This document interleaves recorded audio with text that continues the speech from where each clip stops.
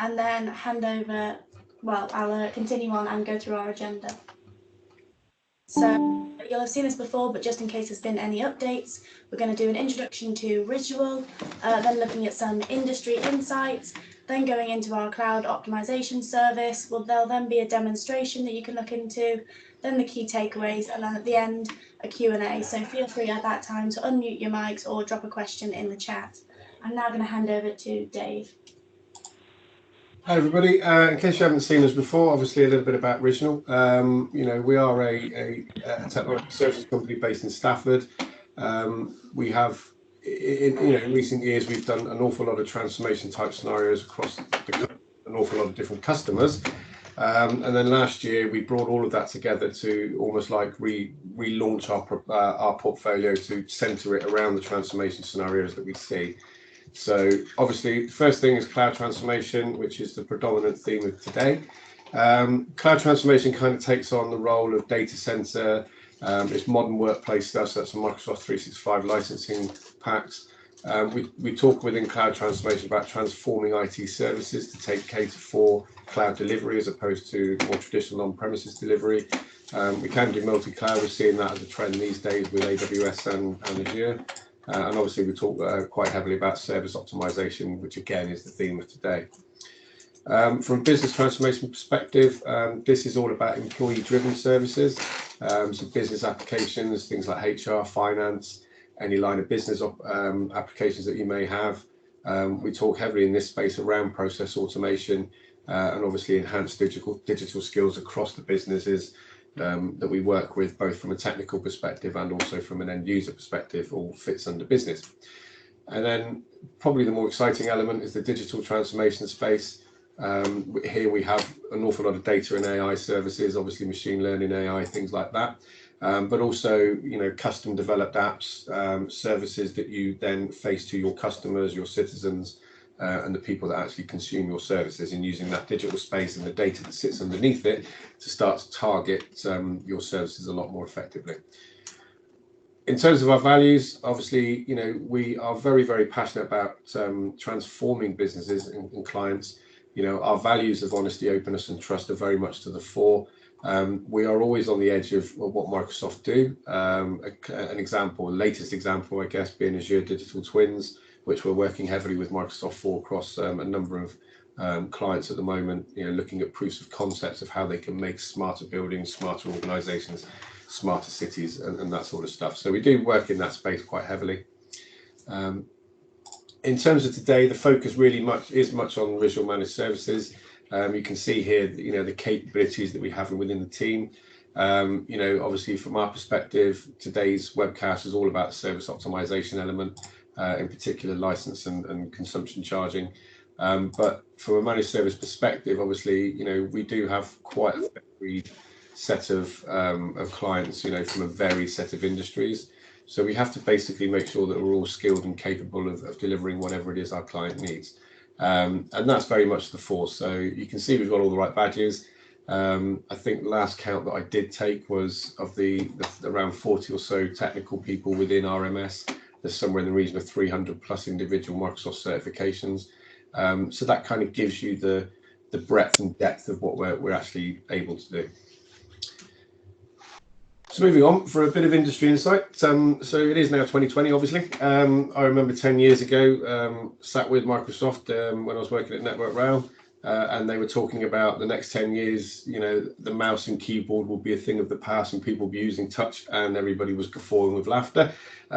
So, we took a view of everybody's seen where the last 10 years have gone.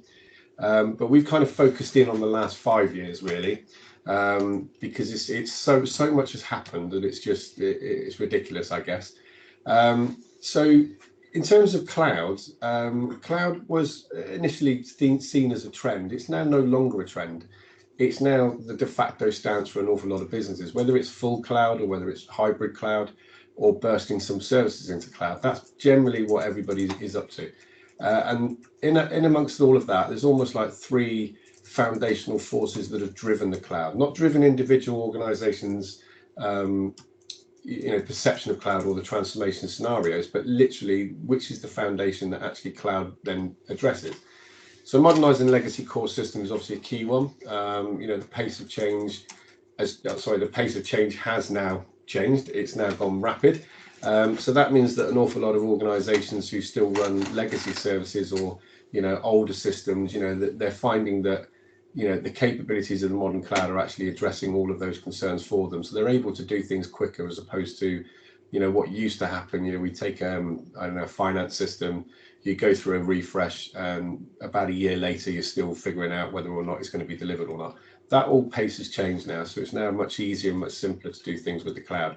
So that's one of the foundational forces. Transforming the business of technology is actually where you think about 10 years ago in particular, and certainly around 5 years ago, the same conversations were being had. People were talking about IT leading the business. Well, that's kind of shifted again now. It's now to business driving digital, driving this pace. So IT organizations now need to almost like adapt themselves to then become more business focused to deliver the services of the day and obviously the future. And then the cyber risk strategies, beyond the privacy, beyond security and privacy, the core elements, the last 5 years in particular has seen a big growth of cyber security incidents, WannaCry, things like that. There are players in the market, some state players, some individuals who are, taking personal identifiable information, using that in criminal ways. So the whole object of cyber risk has gone beyond almost what the capabilities of the traditional on-premise environment, and has moved in towards the cloud, where obviously their sense of scale, the multi-billion-dollar investments they can make in security can actually alleviate some of those concerns as well. So again, that's one of the foundational forces. If we go back the next 5 years, so where do you think it's all going to go? Well, quite simply, we've identified 3 areas here. There's not just the only 3, there are more. But we know that digital reality, which is augmented reality, Internet of Things, immersive spatial technologies, they're starting to come through now as very, very, not trends, not proofs of concept, not ideas. They're actually coming through to deliver real business value. So the next 5 years, we're going to actually see that sort of, almost increase exponentially. Blockchain, everybody thinks blockchain and Bitcoin. Blockchain is actually one of the key areas around security as well. So there are still concerns around blockchain, scalability, cost performance, but that's moving again a conversation. We've all talked of proof of work, proof of concept, things like that. There's now a conversation within blockchain around about things like proof of stake. Is it worth investing time and effort into a technology that is brand new, and what will it give in return? So there's conversations being had around that. Certainly the market leaders in that area are talking about that quite heavily. And organisations are starting to see some of the benefits, but at the moment still very embryonic, but we can see again that moving forward quite heavily over the course of the next 5 years. And then obviously cognitive, the big area I think that a lot of organisations can benefit from is cognitive services, that's machine learning, neurals, RPA, bots, natural languages, all of that sort of stuff that increases and enhances the services that people provide or organisations provide to their customers. And using all of that capability, allowing it to adapt, and almost, I wouldn't say replace the human, but augment what the human can do. And obviously, anybody that's still thinking about moving to the cloud, if you're still delaying those conversations, those strategies, what you might find out is in the future, certainly over the course of the next 5 years, you might miss some of those opportunities. If you're competing, even as a council, you're competing against other councils in other areas, for instance, to get that inward investment. If you're not able to then offer services in the modern way, you might find that the bordering county or the bordering council will actually take the investment away from you. So all of this is big competition. So whether you're public sector, private sector, I don't think it makes a difference anymore. Everybody's competing for things, and cloud allows you to unlock and unblock those capabilities quite nicely. So when we talk back to cloud, there are generally 6 triggers to transforming services with the cloud. I mean, these are generalized, they're not specific.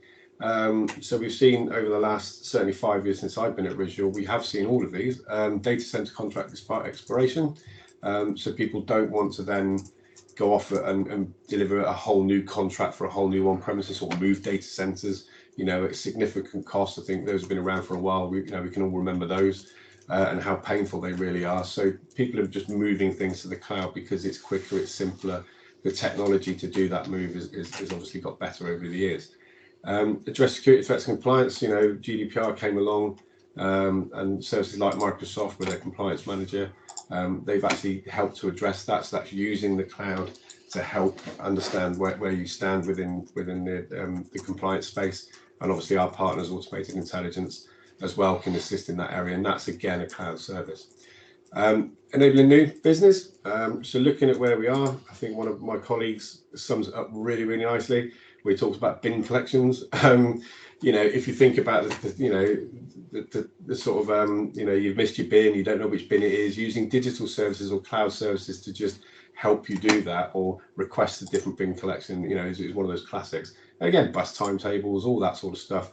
You know, it allows councils, LEPs, bus companies, even train operators, you know, to integrate to the bus timetable system. All of these things are all new business opportunities that can enhance an existing service and deliver better for customers and, well, people like you and me, basically.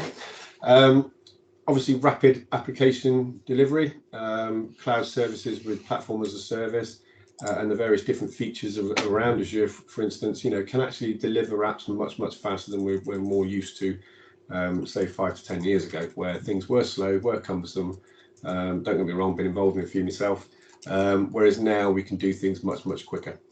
The obviously urgent capacity needs, you know, so if you are in a data center and you do, you know, find yourselves coming up against storage problems or compute problems, just addressing those urgent capacity, you know, through the cloud is you know, is relatively straightforward today than it was, say, 5 to 10 years ago. Also, things like business continuity and disaster recovery, you know, instead of investing huge capital sums to get loads of new hardware, if you use the cloud for that capability, it's you know, it's a lot quicker, it's a lot cheaper. And obviously the classic software end of support, we all know Windows 7 is out of support, I believe, around about now. You know, using Windows 10 in a cloud-enabled world obviously can address those concerns as well. But what we also see is there's no real value gains simply by lifting IaaS, you know, virtual machines into the cloud. You can gain some value, but if you did, say, 100 plus 200 virtual machines, you know, and you didn't change the way you worked, you just literally said, here's a virtual machine, it's got this capacity, we're just going to move that to the same like for like in Azure, you won't actually see any value. And the reason being is because, you know, where you're, you know, where IT organizations or IT services see, you know, capacity within a data center, and obviously if you think about some of the application owners, they want the biggest, fastest, most comprehensive service they can possibly do. What you find is that there's quite a lot of almost like white space within a server performance. So things can change if you wanted it to make sure that what you're actually doing is nice and valuable for you. So we think about cloud strategy now. Again, what we've seen certainly over the last 5 years, what used to be simply a case of, well, here's, you know, we want to move to the cloud because it's cool, it's trendy, it's the thing to do. And people didn't really think about what it meant. So a lot of the earlier projects, they went into cloud and the kind of little bit of disillusionment, a little bit of thought process going on behind it. And over the last 5 years, that whole transformation strategy has adapted, not just from risual, but I think from across the industry. So when we're thinking about assessing our services, do we want to move to the cloud? How much do we want to move? You know, we think about, you know, first of all, business functions. We think about the interdependencies between each business function, between each service that you're providing. How does it work today? How do you want it to work tomorrow? Technology, looking at where you currently are, what the data estate looks like, how old is it? How much data do you have? How much information are you trying to figure out? You know, do you have to constantly pay for additional perimeter services to make sure that you're nice and secure? What is the update policy? How long do you update? We all know, we've all probably seen organizations that have been too scared to update technology simply because they think it might break. You know, all of these things need to come into the assessment way. In terms of brittleness, that's about current hardware. Does it fall over? Does the service fall over? So therefore, is your business or your organization actually at risk, and how much so? And then there's also a view of people as well. I think one of the often forgotten areas of transformation is, you know, everybody's got used to a way of working. Well, how do we change that used to way of working into something that can work for the future. And that's understanding what the skills and knowledge are of today and coming up with development plans to execute for tomorrow. In terms of planning, what used to be just a simple lift and shift 5 years ago is now turned itself on its little head as the cloud has grown with capabilities. So yes, you still have Azure Migrate, Azure Site Recovery and the old database migration services, a bit more traditional. But then you've also got to consider refactoring with containers, re-architecting with microservices, or rebuilding with serverless. Those capabilities are now available where they probably weren't 5 years ago. So it opens up a lot of the conversation. And then strategic, what is your security baseline? What do you need to achieve? What's your performance and scalability needs, availability and recovery needs, and obviously, how do you make this continuously efficient and keep your operational standards going? And then finally, into the execution area, the Azure options that you can have. So compute, storage, networking, that was traditional. So 5 years ago, we've now got PaaS, we've now got SaaS. We can also use an awful lot more innovation within the cloud than we probably could ever before. With the future in mind, where's the business going? Are you going to be more data-driven as an organization? Do you want to offer better services to your customers?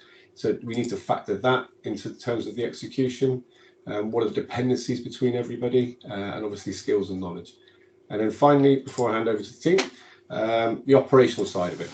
How does cloud governance and Microsoft Service Guarantees work? You need to have a good understanding of that. How are we going to monitor everything in the new world?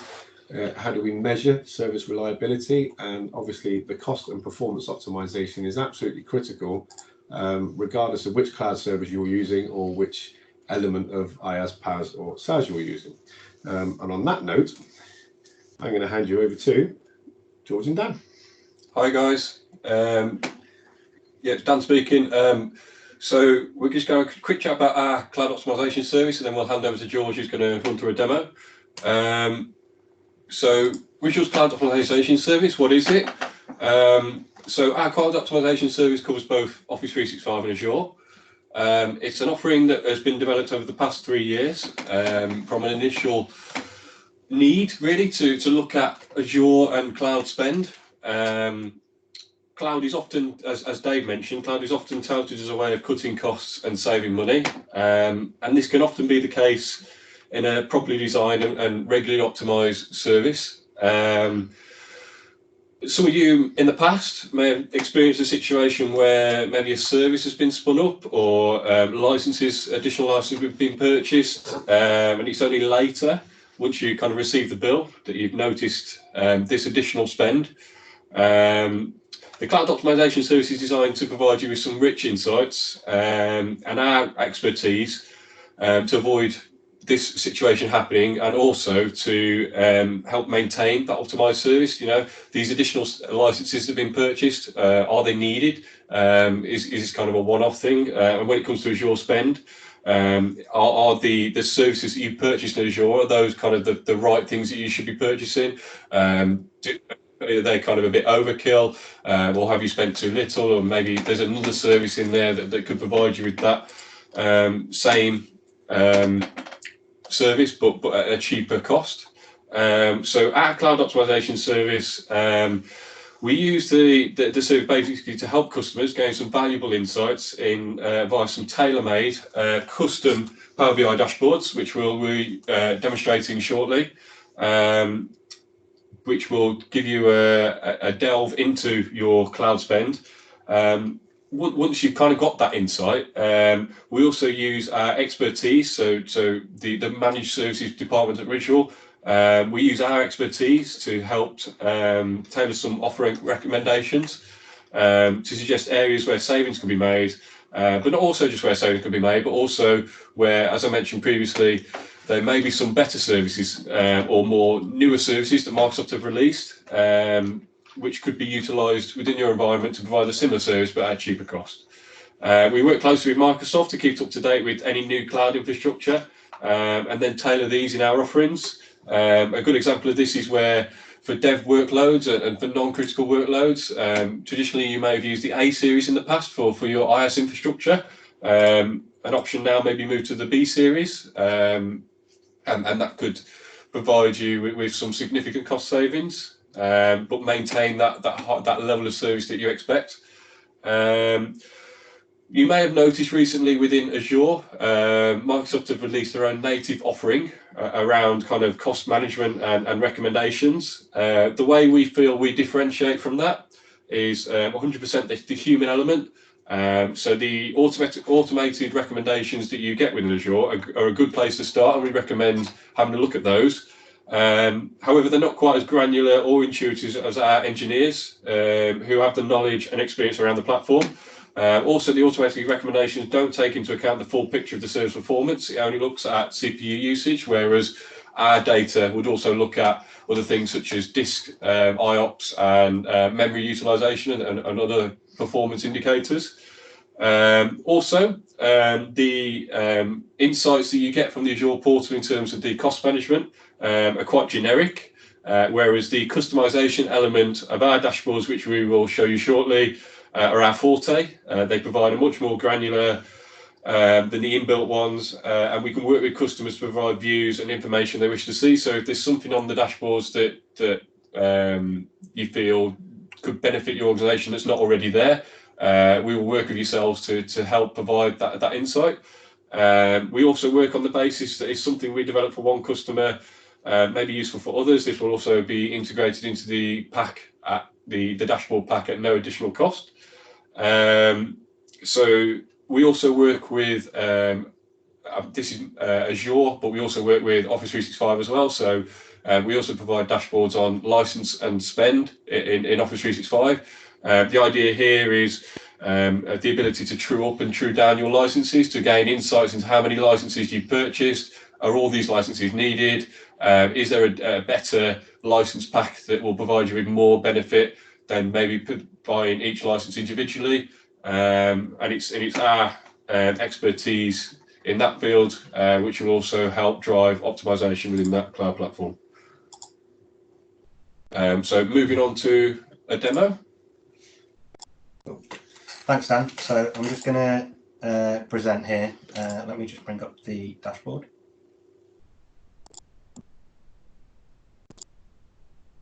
First off, I'm going to have a quick talk about Azure cost dashboards. Diving straight into it, on this first page here, we have a sort of top level view of all of your subscriptions and sort of the percentage cost of how that's sort of made up. This pie chart on the left here has sort of full drill down capability. So for example, if you want to look into production subscription here, we can click in and we can sort of see all of the products and where that cost is coming from. For example, here, if we were to then click on data transfer, we can see that the top level cost on the right hand side is coming from a VPN. And that just sort of gives you a top level overview of your costs based on your sort of different products there. Moving on to the next page. This page is sort of to identify your heavy hitters, see where most of your cost is coming from in terms of resources and sort of types of resources as well. So on the left hand side, we can see that recovery services vault here is the big spender for this data. And on the right hand side, you could be able to see all your different resources and sort of which ones are costing the most. And then in the bottom right side, we can just sort of see a cost by date function. And this also has, again, full sort of filter capabilities as Power BI does. So you can sort of see in the bottom right here, by clicking on this sort of top level resource, we can see the spend over time in the bottom right here. And then that obviously has all of the filters at the top if you're looking at specific things. Moving on, we have a change monitoring tab here. This page was sort of designed so that we can see the changing costs sort of post implementation. So let's say you've identified for example, a server that wasn't using the full capability of the size that it was picked, and then you've resized that server to a smaller size, and you want to see the effect that that's had on the cost of the machine. You can sort of select that machine in here, and you'll just get a sort of a graph at the bottom here, which sort of explains the cost that's given you over time. Next, we'll look at this page for virtual machines. So this one was sort of designed to look into the use of reserved instances within Azure, where you can pay a more upfront cost. So Azure, as we all know, has a sort of pay-as-you-go cost with a generic monthly cost for your different Azure the M sizes, they also offer a 1-year cost. So you can pay for a specific virtual machine size for a year, and that offers around I believe a 30% decrease in cost, or you can pay for that for 3 years, which is around a sort of 42 to 45% cost decrease, I believe, depending on how you sort of which sort of providers you're with. So, for example, on this graph here, we can see a sort of breakdown of all the machine sizes. As Dan mentioned earlier about the A series, we've noticed with a lot of customers that we can sort of be moving to the B series with those now, so we can identify, which servers are still using A series, and then we can look at, for example, moving those to B series. We also have the capability of looking at which ones are using expired promo series, which no longer exist. So you can look at getting those to the sort of latest versions as well. And it also helps you identify old versions. For example, here we have the A1V2, which is the latest version of the A series, but here we still can see that we still have 2 A3 virtual machines. So what that means is we can look at moving to a newer series within Azure, and that offers a cheaper cost. So that's essentially Microsoft in the Azure data centers using newer technology, newer versions of CPUs within their physical hosts in their Azure data centers, which therefore means that they're sort of running on, for example, a lower TDP wattage. It costs them less sort of running, and then they can pass that cost on to you by releasing these new series, so that you're getting sort of more upgraded hosts in the physical Azure data centers. So next, I'll move on to this sort of daily, weekly spend. Again, this is just sort of a week-on-week overview of your costs within your Azure subscription. You have the full filters on the top if you're wanting to look in specific resource groups or sort of specific subscriptions, and then also a sort of daily cost here as well, where you can see the cost per day if you want to go down to that sort of granular level. Next, I'll move on to this daily ops page. So what we use this for is essentially a daily snapshot, which sort of is a quick overview of the sort of the numbers that you care about on a day-to-day basis. So how much you've been spending in the past week, how much is your average daily spend, and using the subscription feature within Power BI, you can have Power BI send you an automated email every day, which sort of gives you a snapshot of this page, so that you're not having to constantly open up your dashboard. And there is also some conditional formatting features here as well, so that's obviously can be easily tailored to you and your needs, so that the conditional formatting can give you an idea of when you're spending much more than you normally would, by sort of giving you those those red values in the table there as well.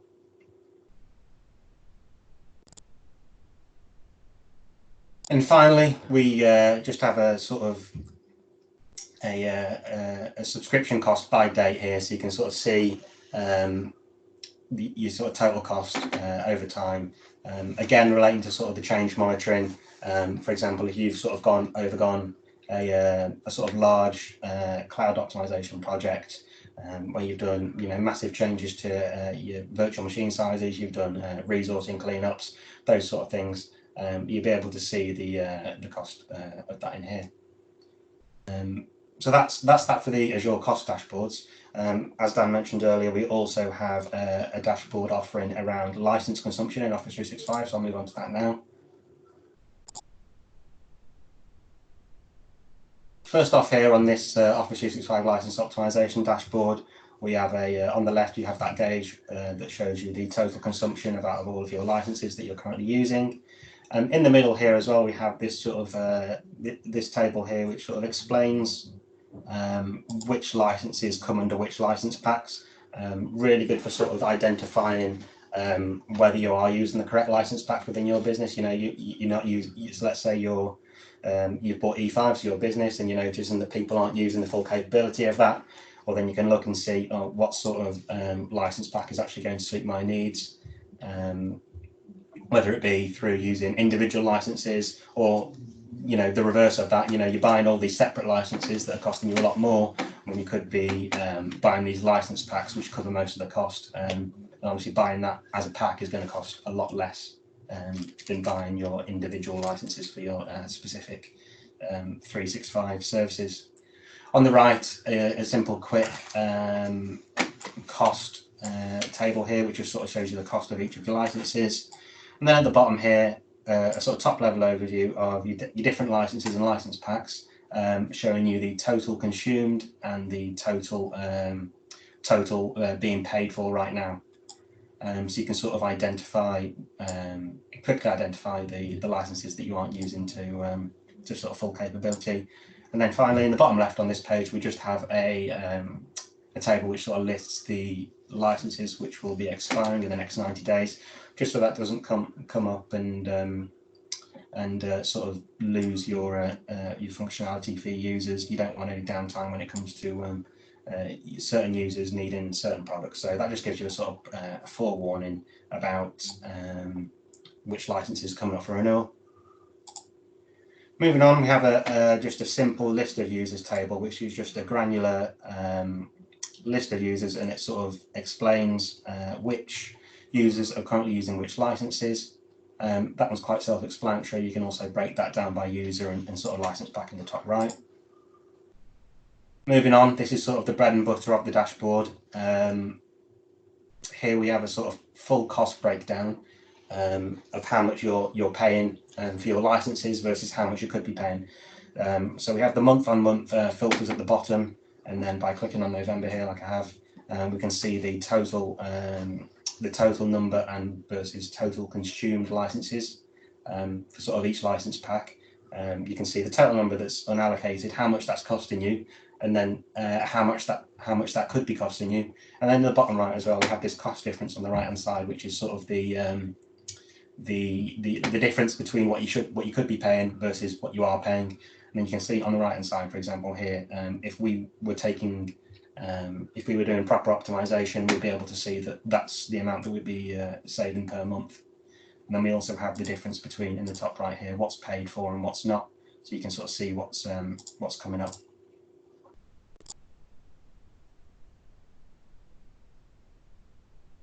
Moving on here, we have a per user per license breakdown. So for example, here you can see that we've got some Dynamics 365 licenses and how much that costs you per day. If you sort of want to go sort of all the way down to that level, this is essentially the source data for this. So it gives you the sort of, like I say, full-on granular breakdown of per license per day cost. And then on the left-hand side, you can just see a breakdown of the licenses that you are using and how much that's costing you.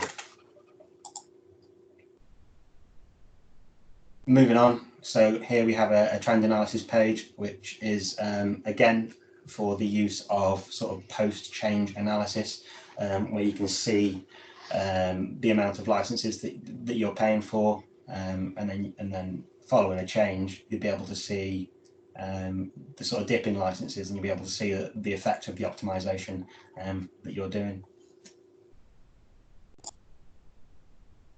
And then finally, the optimization part of this dashboard.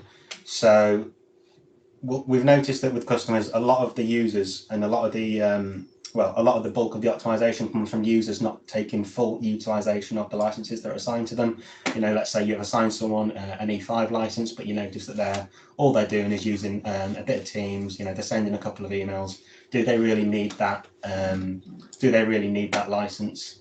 And what we can do with that as well is take use of an Azure AD Premium P2 license.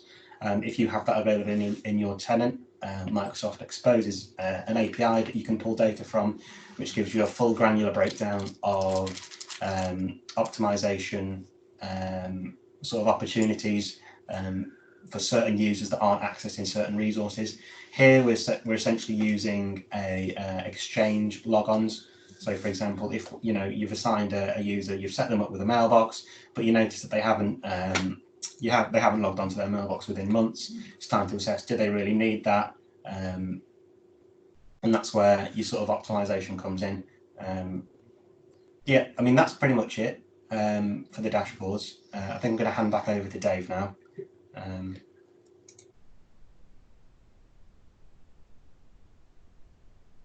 Cheers, guys. Right, so there's a whole host of key takeaways to think about when you're talking cloud transformation or indeed optimization. Obviously, the first one is that cloud cost models are ridiculously visible.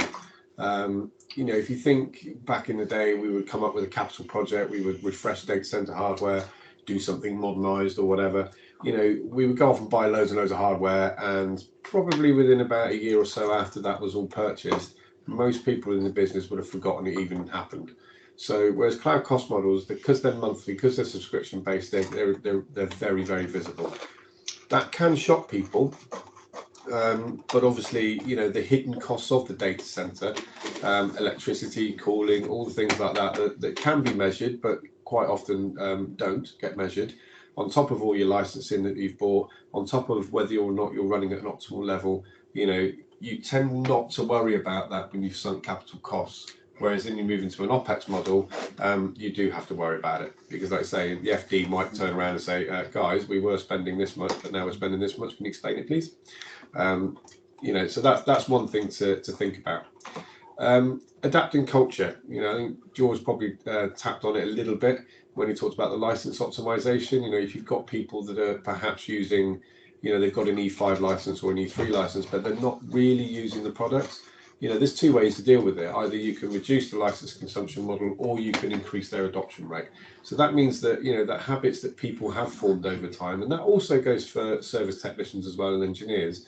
You know, just provisioning a virtual machine that is hoofingly big, let's just say, is a habit that some people have had over time. That needs to change, because again, going back to the very visible cost models, if you over provision a virtual machine just because you think you can, you know, we need to stop that, because obviously it's just going to cost the organization money. It's going to hit your bottom line, basically. In terms of licensing consumption models, you know, we do recommend very, very strongly that you do seek advice. Risual do offer a free licensing health check for both Azure and for Office 365/Microsoft 365. It's worth exploring that, because it's free. It doesn't cost you anything, just to see where you are today versus what you can achieve tomorrow, particularly if you're using cloud services. But if you're not yet using cloud services, you're thinking about moving to the cloud, again, think about the license and consumption models. There's not just reserved instances, there's also hybrid benefit, there's enterprise agreement versus cloud solution provider. You know, there are pros and cons for each individual one. So rather than just go, well, we've always had this EA provider and therefore we're just going to go with that, you know, you may not find the correct value within that, depending on how your business works. You may actually benefit better from CSP than you would from EA. Likewise, if you have a CSP provider, but you're nice and stable within Azure or 365, it may then become more advantageous to move back to EA. So again, always seek advice. I will try and get that as independently as possible. Obviously, you know, because what you don't want is, you know, the classic license providers turn around and say, well, you want this because it's all beneficial, whereas you don't actually receive anything in return. Whereas if you have an independent advisor, what you will get is obviously the real difference between CSP and EA. And obviously, you know, we have Fusion, who we work with. I think they're as independent as they come, to be honest. In terms of optimization, so what George and the guys were taking you through is optimization post-transformation. However, optimization always begins in the strategy phase, you know, and it continues all the way through the life. So if you're in the business of thinking of moving to the cloud, or you already have services in the cloud, but you have more to move, if you like, think about optimization when you're planning that, because you know, you can optimize services before you do the migration or do the transformation, simply because, you know, you're going into a better baseline in terms of cost initially, you know. But then even if you optimize early and you optimize at the very beginning, it doesn't stop there, because you've got to keep doing it. You've got to keep on top of your cloud services.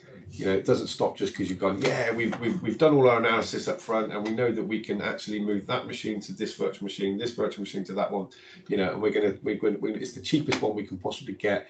You know, it just doesn't stop that. And if you think about continuous value, the savings we've made across our client estate to date are in excess of £150,000 per annum. Now, that's not over masses and masses of virtual machines neither.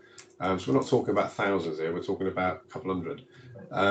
So if you think about £150,000 per annum across 3 clients, this is, you know, think about your bottom line. This is just Azure, this is just IaaS. It doesn't cater for licensing of 365. However, we have done a study for one of our clients, a private sector client, And what we discovered just through doing some license optimization with them is that they were overspending by some £60,000 per month. Think about what that does to a private sector organisation, and even think about if you were a public sector organisation and someone launched an FOI on you, think about what it would mean to you as well. So optimization is so crucial, not only to make sure that you're protecting your bottom line, but you're also protecting your reputation, you're protecting your spend profile. And what you're also doing is also highlighting where you either may need to upskill your staff and your people, or you may need to cut back on licensing as well. So those are the real key takeaways for this one, and I'll hand you back to Freya. Cool. So this is the time where feel free to ask any questions. So you can unmute yourselves on your mic or put any questions in the chat, and our experts will answer them as best they can.